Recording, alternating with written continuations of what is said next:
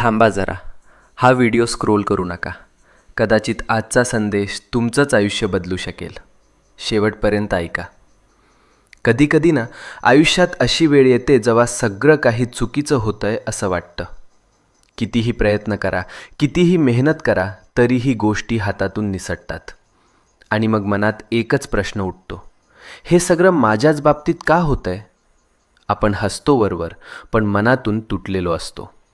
रात्रभर झोप लागत नाही, डोळ्यात पाणी येतं आणि वाटतं कोणीच नाही माझ्यासोबत. पण मित्रा, नीट ऐक.